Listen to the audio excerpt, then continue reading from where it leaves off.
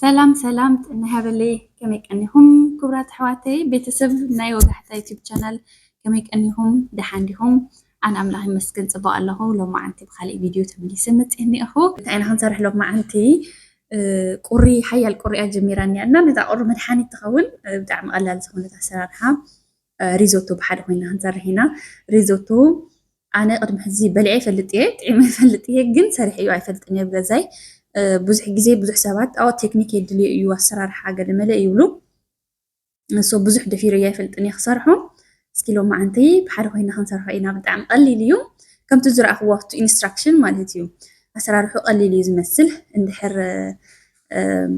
ከምኡ ቀሊል ኮይኑስ እስኪ ክሰርሖ ኢለ ኣብኡ ገይረ ንእሽተን ዕዳጋ ግብረ ኣቢለ መፅእ ማለት እዩ እና እስኪ ብሓደ ኮይና ክንሰርሓ ኢና ከም ትፈትዋ ተስፋ ይገብር እየ እና እንተ ፈቲኹሞ ላይክ ሰብስክራይብ ሼር ምግባር ኣይትረስዑ ናብቲ ኣሰራርሓ ብሓደ ክና እምበር ብመጀመርታ ኣብዚ ቺክን ስቶክ እኒአኒ እዚ እየ ከምኡ መጀመርታ ማለት እዩ ነቱ ሪዞቶ ራይስ መስርሒ ዝኸውን ማለት እዩ ናይ ግድን ክውዒ ስለ ዘለዎ ኣብ በረድስቲ ገልቢጠ ከውዒ እየ ማለት እዩ ተደሊኹም ቬጅቴብል ስቶክ ወይ ቺክን ስቶክ ትጥቀሙ ትኽእሉ ኢኹም ንዓኹም ዝደለኹሞ ማለት እዩ ካብኡ እዚኣ ሓንቲ ሊትሮ እያ ንሓንቲ ኩባያ ሪዞቶ ራይስ ሓንቲ ሊትሮ ቺክን ስቶክ እየ ዝጥቀም ዘለኹ ማለት እዩ ሶ ክልተ ኩባያ ስለ ዝጥቀም 2 ሊትሮ እየ ዘውዒ ዘለኹ ማለት እዩ ከም ትሪእዎ ዘለኹ ቀኒሰ እኒአኹ ግን ድሓረ ኩሉ ወሲኸየ እየ ካብኡ ብመጀመርታ ሕዚ ሽንጉርቲ ክኸትፍ እየ ቀይሕ ሽንጉርቲ ኣድቅቕ ኣቢለ ከቲፈ ካብኡ ናብ ዝረሰነ ባዴላ እየ ዝጥቀም ዘለኹ ሎማዓንቲ እቲ ባዴላ ግፍሕ ዝበለ ወይ ድማ ዕሙቕ ዝበለ ክኸውን ኣለዎ ምክንያቱ እቱ ሪዞቶ ራይስ ብጣዕሚ ዳብል ኢንሳይዝ እንዳኾነ እዩ ዝኸይድ ማለተይ ከምዚ እንዳወሰኸ እዩ ዝኸይድ ትበዝሑ ሓንቲ ኩባያ ተጠቒምኩም ሙሉእ በረድስቲ እዩ ዝኸውን ሕዚ ኣነ 2 ተጠቒመ ን4 ወይ 5 ሰብ ዝምግብ እዩ ማለት እየ እሱ እንዳበዝሐ እዩ ዝኸይድ ሕዚ እቲ ሽንጉርተይ ናብቲ ባዴላ ገይረ መጀመርታ ኤክስትራ ቨርጅን ኦሊቭ ኦይል እየ ተጠቒመ ዘይቲ ንሱ ገይረ እቲ ሽንጉርቲ ፅቡቅ ኣቢለ ምስ ኣቕላለኽዎ እታ ጠስሚ ደሞ ክተድልየና እያ ናይ ግድን ሪዞቶ ንምስራሕ ካብኡ ብጣዕሚ ንእሽተን እያ እታ መቂለ ዘእተኽዋ ጠስሚ ማለት እዩ ሓንቲ ማንካ ትኸውን እያ ንሳ ምስ ገበርኩ እቲ ሪዞቶ ንጥቀሞ ራይስ ደሞ እዚ ይመስል ማለት እዩ ናይ ባዕሉ ናይቲ ሪዞቶ ዝብልዎ ሩዝ ማለት እዩ ሩዝ ከምቲ ኖርማል ሩዝ ዝብላዕ ኣይኮነን እዩ ንበይኑ ዓይነት እዩ ሶ ብጣዕሚ ቀስ ኢሉ ብትዕግስቲ ክነብስሎ እዩ ዝግበአና እዚ ማለት እዩ ናይ ግድን ሓደ ፍርቂ ሰዓት ክወስደና እዩ ናይ ግድን ክበስል ማለት እዩ ሕዚ እቲ ሽንጉርትን ዘይትን ጠስምን ብደንቢ ጌራ ኣለብሉ ምስ ኣበልክዎ 2 ኩባያ ከም ትሪእዎ ዘለኹም 2 ኩባያ ናይ ሪዞቶ ራይስ ኣነ ተጠቒመ ዘለኹ ንምንታይ ንስድራ ንክኸውን እዩ እምበር ንሓደ ሰብ ተኮይኑ ሓንቲ ኩባያ ተኣክል እያ ማለት እዩ ንሓደ 2 ሰብ 2 ኩባያ ግን ከምቲ ዝበልኩኹም ን4 እስካብ 5 ቤተሰብ የብል እዩ ማለት እዩ ይምግብ እዩ ሶ ሕዚ ምንም ነገር ማይ ወይ ድማ ካብቲ ቺክን ስቶክ ገለ ምንም ከይተጠቐምኩ ብደንቢ ገይረ ይቕላለዎ ኣለኹ ማለት እዩ በቲ ዘይቲ ድሓር ብጎኒ ደሞ እንታይ ይገብር ኣለኹ ማሽሩም እንታይ ነቲ ሪዞቶ መባልዒ ማለት እዩ ንእሽተን ዘይቲ ገይረ ይጠብሶ ኣለኹ ብጎኒ ማለት እዩ ድሓር ነቲ ሪዞቶ ራይስ ግን ብጣዕሚ በቃ ብጣዕሚ ትሕት ብዝበለ ሓዊ ቀስ እንዳበልኩ እየ ዝጠብሶ ዘለኹ ካብኡ ንእሽተን ጨው ድማ ገይረ ይሕብሮ ኣለኹ ማለት እዩ ሶ ጨው ክንጥቀም ተለና እቲ ናይ ቺክን ስቶክ ናይ ባዕሉ ጨው ስለ ዘለዎ ብጣዕሚ ንእሽተን ክንገብረሉ ወይ ድማ እንዳጣዕምና ንገብረሉ ማለት እዩ ድሓር ሕዚ ካብቱ ቺክን ስቶክ ዘመቕክዎ ማለት እዩ እንዳወሰድኩ ናብቱ ራይስ ክገብረሉ እየ ከክልተ ማንካ እየ ዝጥቀም ዘለኹ ዕርዩ እስካዕ ዝበስለለይ ማለት እዩ ድሓር ቀስ እንዳበልኩ እንዳሕበርኩ እቲ ማይ ፅፍፍ ኢሉ እስካዕ ዝውዳእ ማለት እዩ ክነብስሎ ኢና መጀመርታ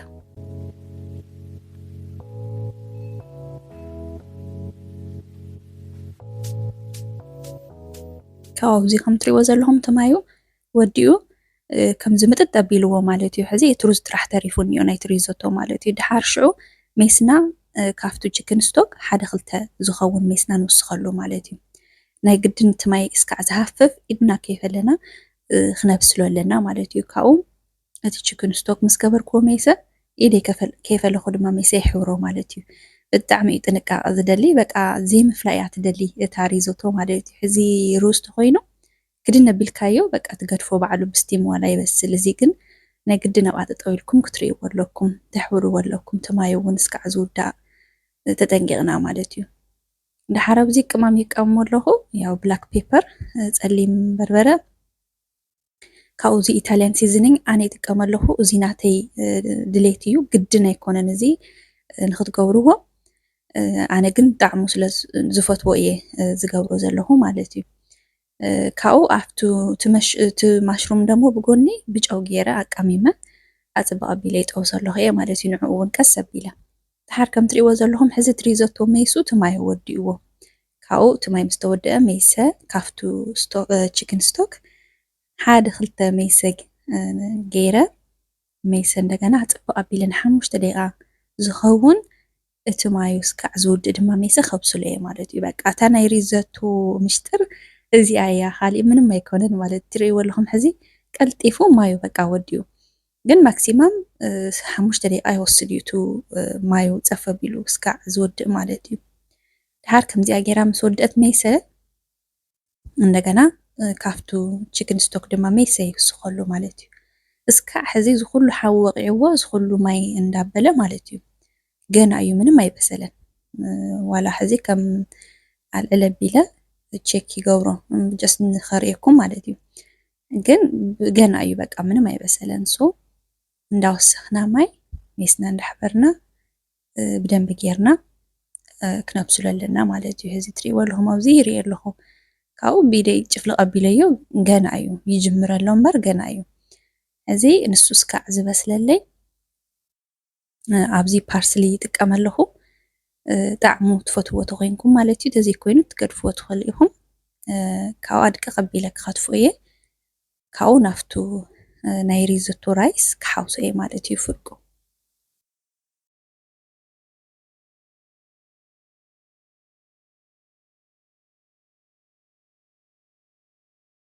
ካብኡ ፅባቕ ኣቢለ ሕብሪ ምስ ኣበልክዎ እቱ ጠቢሰ ዘዳለኽዎ ናይ ማሽሩም ጥብሲ ማለት እዩ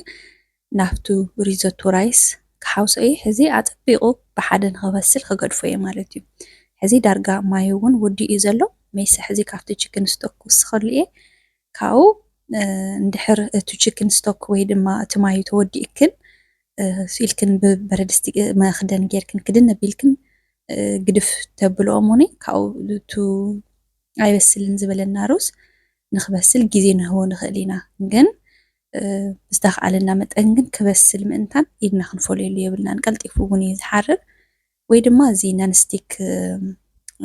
በረድስቲ ክንጥቀም ኣለና እምበር ከይዳ ጥብቕ እያ ትብል ሕዚ ኣብ መወዳእታ ያው ቀሪቡ ኣሎ በቃ ዳርጋ ተወዲኡ በሲሉ ኣሎ ሕዚ ድርቕ ኢሉ ስለ ዘሎ ሞርኩስ ክኾሉ እየ ምክንያቱ ናይ ሪዞቶ ምሽጥር ከምዚ ክሪሚ ክኸውን ምእንታን እዩ ብጣዕሚ ልስሉስ ማለት እዩ ሶ ሕዚ ናይ መወዳእታ ወሲኸላ ኣለኹ ነዚኣ ከምዚኣ ገይረ ምስ ወዳእኹ ኣብዚ ዝረሳዕኽዎ እንታይ እዩ ለሚን ክገብረሉ ነይርኒ ግን ረሲዐዮ ሶ ለሚን ተሃሊኩም ለሚን ትገብሩሉ ወይ ድማ እዚ ዋይት ዋይን ተሃሊኩም ትገብሩሉ ማለት እዩ ኣነ ግን ያው ምስ ቆልዑ ስለ